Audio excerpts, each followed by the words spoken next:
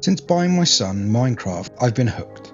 And of course, that means I've been watching hours and hours of Minecraft YouTubers trying to learn the best techniques to make my builds look halfway decent. The Minecraft building community has been around for years and has built up some amazing techniques, whereas the Satisfactory building community is in its relative infancy. And so I thought it'd be a good idea to see if there is anything we can take from the Minecraft builders and use in Satisfactory. I found some great ways to adapt Minecraft building techniques to use in Satisfactory, and I dare say I've even improved a few of them, but you'll have to stick around to the end of the video for that. If you want to make something beautiful in Minecraft, picking a good location is going to give you a great head start. In his current save, it's Marlow chose this incredible mountain range to build his base in, and I think we can all agree it definitely adds a lot to the build. Too often in Satisfactory, you pick a location based on what resources are available there, but auto-connecting blueprints have made building train lines or long bus lines so much faster that we can afford to consider other factors when picking our locations for our factories. For example,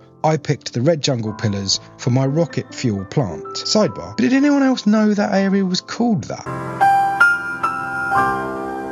Anyway, I picked it as I really liked the idea of having the generators up here on the rocks and then going down below to the production area. It gives this build a lot of verticality and means I can create a lot of viewing points to look down on the factory from. All the rocks also create a great frame for some of these builds and make them feel contained, giving the area its own vibe. Now, in Minecraft, we can shape the terrain however we want, so that does make things a little bit easier. Maybe in future Coffee Stain will add a few more natural looking buildables. Maybe in DLC? Yeah, the nature DLC with rocks and trees and plant life we can place. You can have that idea for free, Coffee Stain. A great technique I see a lot of Minecrafters use is to lay out a basic framework for their builds using wall blocks. For example, check out this mega build of a castle from Grian, where he has used wool to outline each of the smaller buildings within it. This allows him to set out all the rough shapes and then take a step back and assess how all the proportions of each building will look with each other and the surrounding environment, meaning he doesn't waste time building something that doesn't fit in or look right. We don't have wall blocks in Satisfactory, but we have something even better. First thing I would recommend is to lay out your foundations with the machines you'll need how you want them, just like you normally would. Then outline each of the buildings with different coloured beams to get a feel for the layout of how each section will work with the next. For example, here I realised the constructor section in the back was getting overshadowed by the refinery buildings on each side, so I decided to raise them up to make it look more balanced.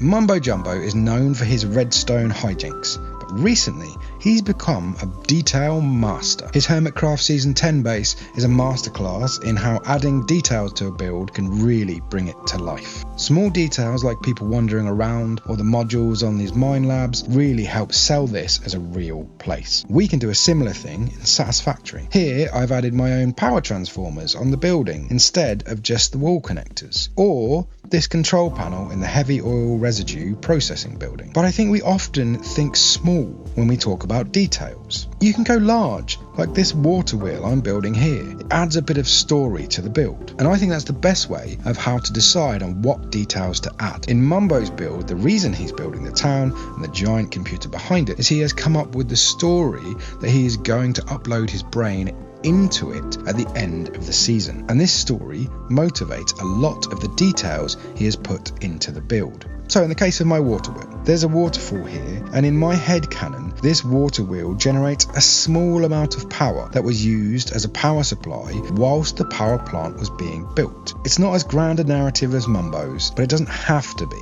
Anyway, small reasons that motivate the details you put into your build will add so much to the look and atmosphere of it. Most people who've heard of Minecraft will know what a block palette is, but if you haven't, it's just a set of blocks you pick out before starting the build that look good together and colour match well. There's a ton of colour theory about how to pick them and what colour to use, but I'm not going to talk about that here. I'll link some great videos about this in the description, which is right next to the sub button. Just saying, in case you forgot, and you know. you liked this video, and well, you know the normal spiel, help me out, yada yada, but yeah, clicking it would be cool, just saying. Anyway, where was I? What I want to do here is to boil it down to its core concept of putting some real thought into what colours or buildables you use before you start a project. Not saying that you can't add to the palette as you go, but having a starting palette of core buildables and colours that you can use throughout the build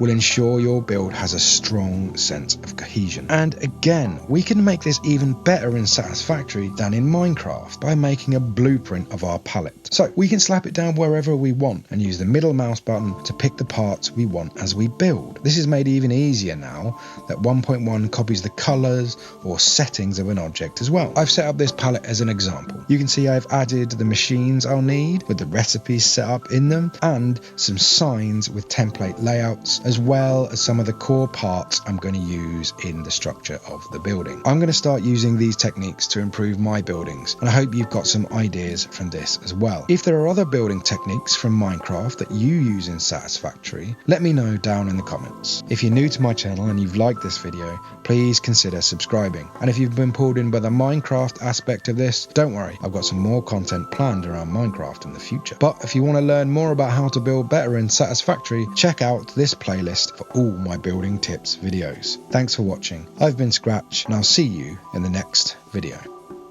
Right, I'm off to build a creeper farm.